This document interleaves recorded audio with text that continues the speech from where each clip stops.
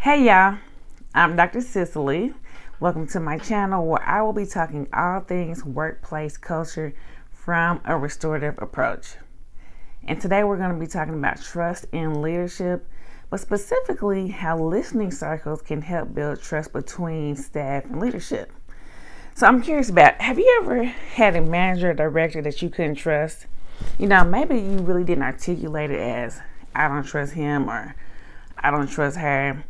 But you definitely knew that you didn't like being excluded from conversations that involved making decisions that had a direct impact on you, your work, your livelihood even, but particularly even the people that you serve, right?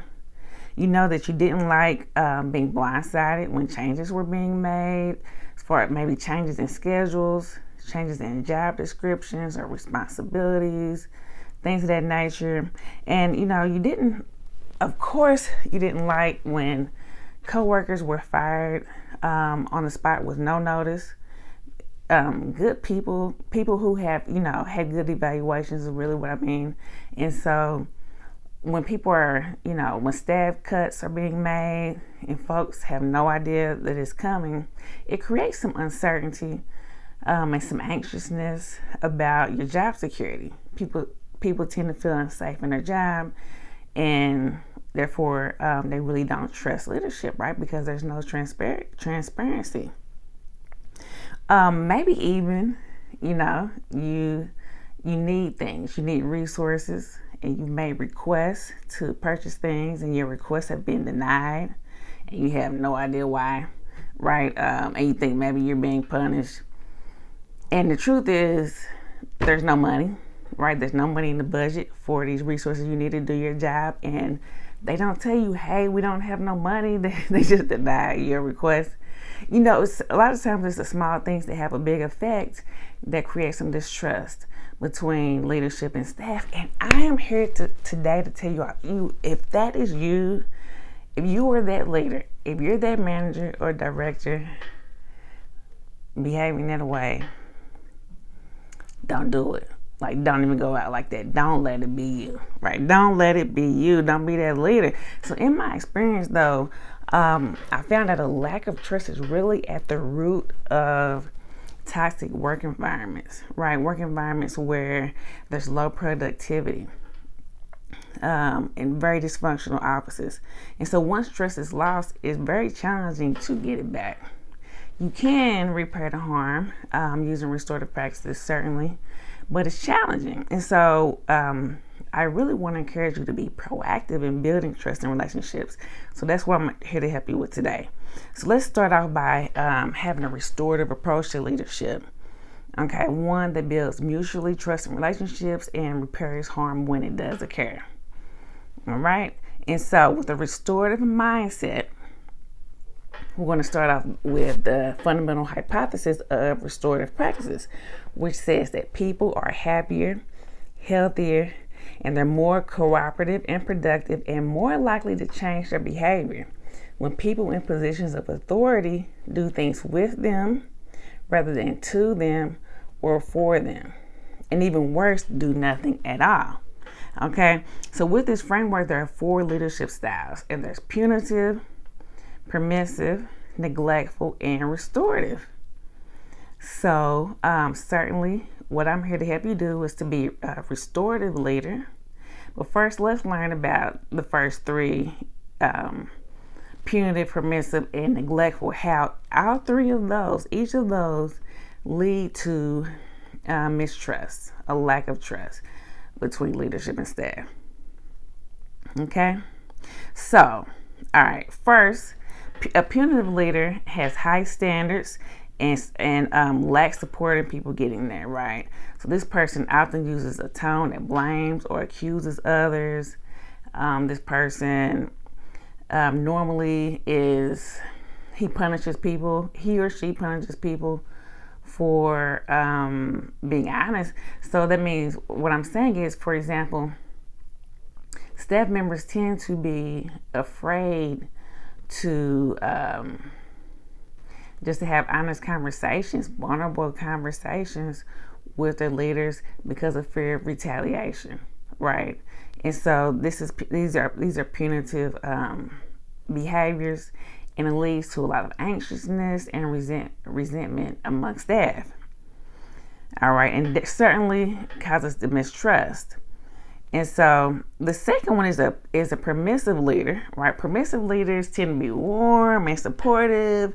You know, you have people that like them, but there's not really much consistency or limits, right? And this person even makes excuses for other people's behavior. And so when staff members see that the manager or director is not holding other people accountable for behavior that is for unacceptable behavior, they lose trust in them, lose trust in their ability to manage, right? And so worst of all is being neglectful, right? So a neglectful leadership style is one who lacks consistent engagement and doesn't seem to be concerned about the quality of work that people are putting out, right? And so obviously neglect can cause harm in many ways, and definitely leads to a lack of productivity and poor quality of work. So the punitive, permissive, and neglectful leaders are all stressed out. They're definitely all stressed out. And they may not even realize that their staff don't even trust them. Like, seriously, they just don't even trust them. So when employees, don't trust their leaders, it can have a negative impact on the organization.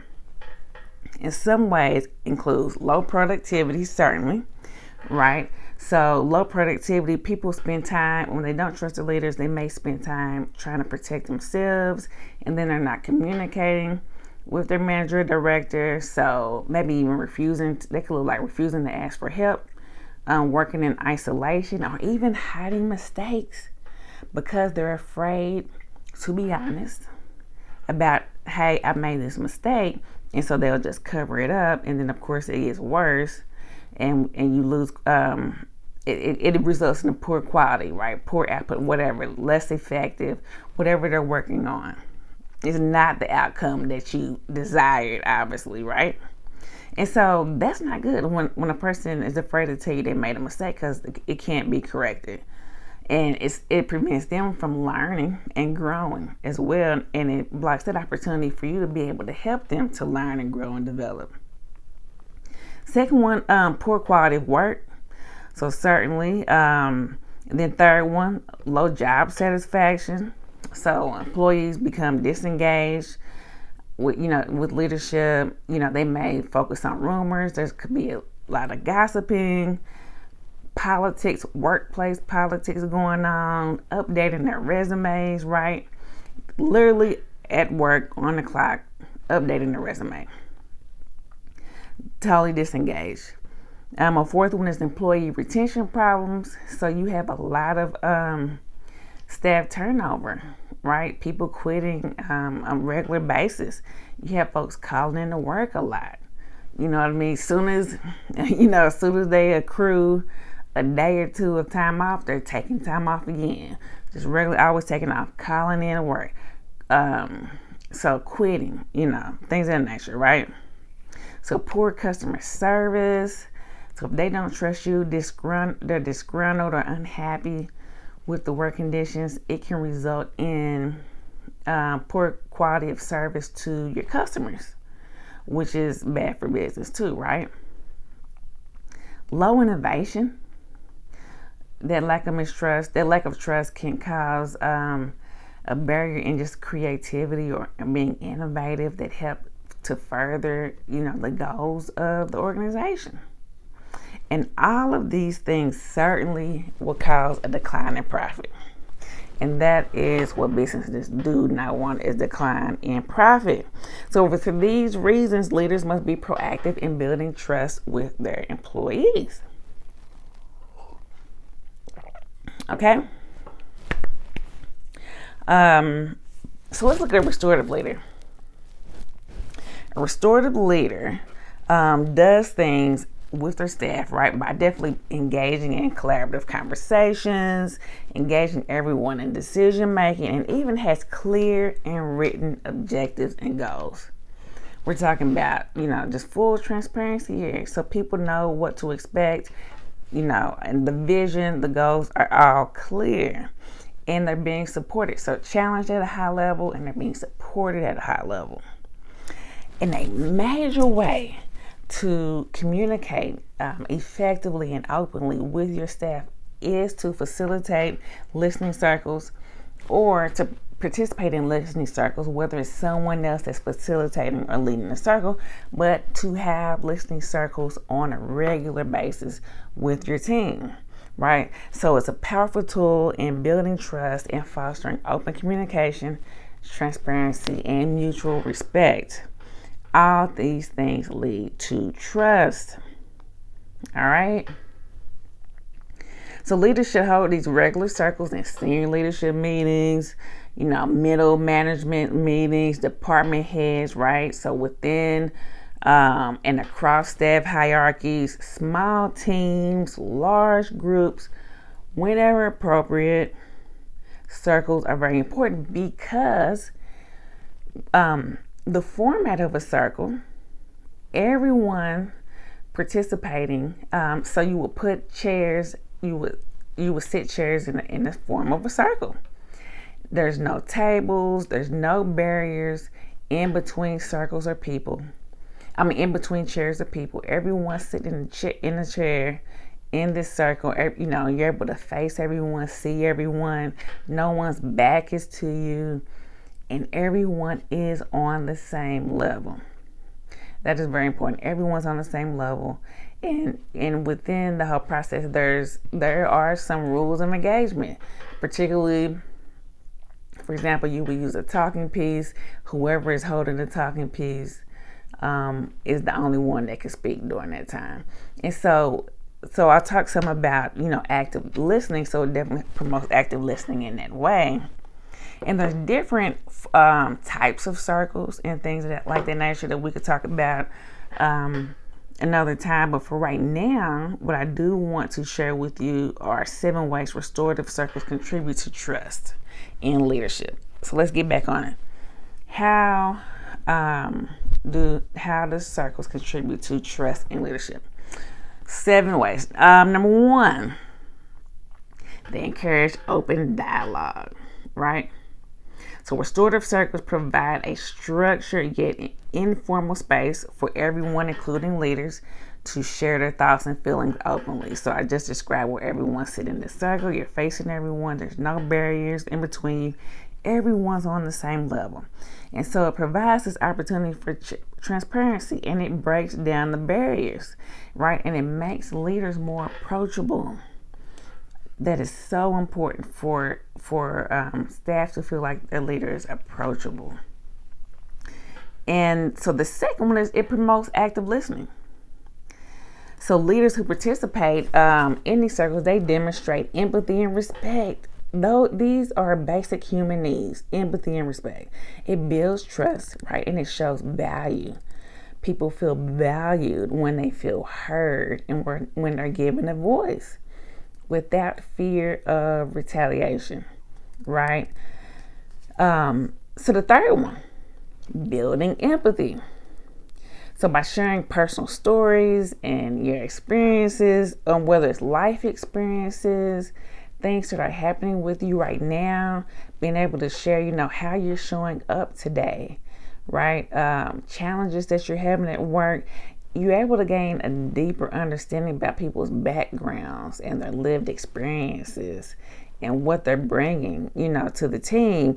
And this empathy helps in creating stronger, more supportive relationships when you can really just talk about your challenges in life, right? You really get to understand and know people as human beings. And when people feel seen and heard, they can show up better as their best self. And it builds trust. Okay? Number 4, resolving conflicts constructively. All right, so restorative practices, it focuses on addressing and resolving conflicts in a collaborative way rather than adversarially. Okay, so when leaders engage in the process of showing that they're committed to fairness and equity and problem solving, getting to the root causes of problems, and to collectively, identifying harms and needs, certainly, and collectively coming up with a solution, it enhances their credibility and trustworthiness. Okay?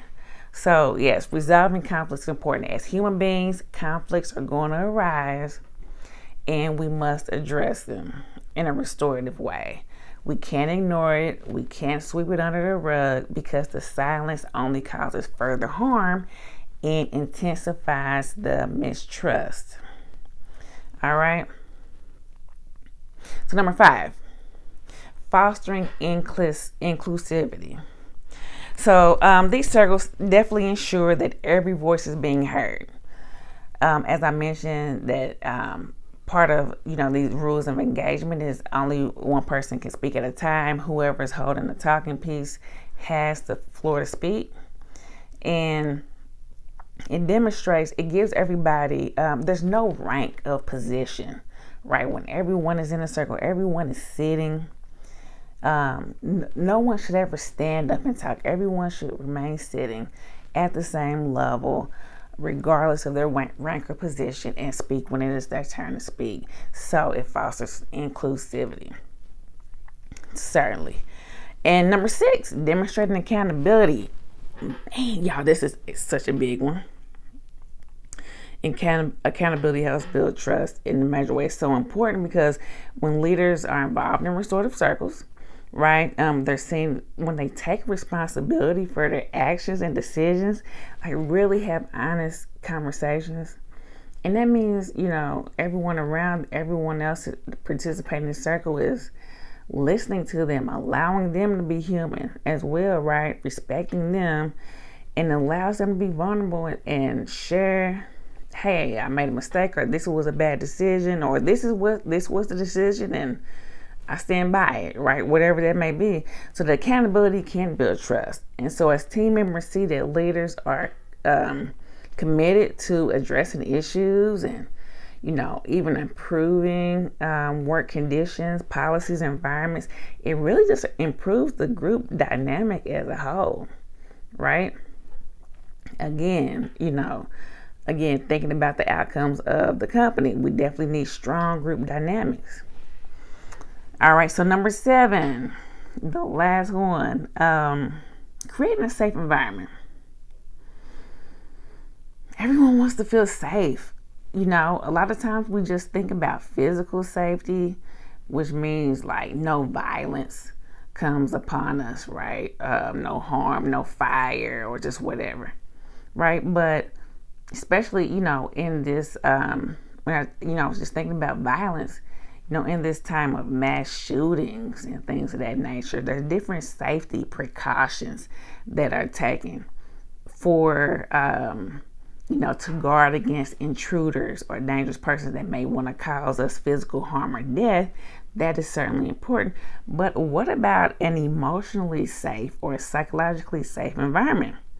So the structured nature of restorative circles, it helps create a safe space for honest communication, right? So leaders who support and participate in circles, they contribute to a culture where people can feel comfortable sharing their truth, right? Sharing their concerns, sharing their challenges, sharing their ideas, right? Sharing their hopes and dreams, which all in turn fosters trust. That is it, folks. And I'll read those for you. Number 1, encouraging open dialogue. Number 2, promoting active listening. Number 3, building empathy. Number 4, resolving conflicts constructively. Number 5, fostering inclusivity. Number 6, demonstrating accountability. And number 7, creating a safe environment. So definitely overall, so restorative practices, particularly these restorative listening circles, promote a culture of openness, mutual respect, and shared responsibility in teams, right? In work environments, and definitely in families, which are essential for building and maintaining trust in leadership. Yes, there you have it. There you have it, folks. So I hope that this video has been helpful for you in thinking about the importance of trust, right? So the team must trust the leader must trust the team, and team members must trust each other. And so restorative circles help to open these lines of communication to build that trust. Do me a favor, if it's been helpful for you, would you please like the video and share it with a coworker, share it with a friend, a family member, share it widely so people can begin to promote trust in relationships in their workplace. Also, drop a comment. Do me a favor, drop a comment. I'm really curious about, like, what is your leadership style? Do you tend to demonstrate punitive style, or permissive style, neglectful style, or do you feel like you're more restorative? Let me know. Let's talk about it. All right, cool. So until next time, join me next week. All right, peace.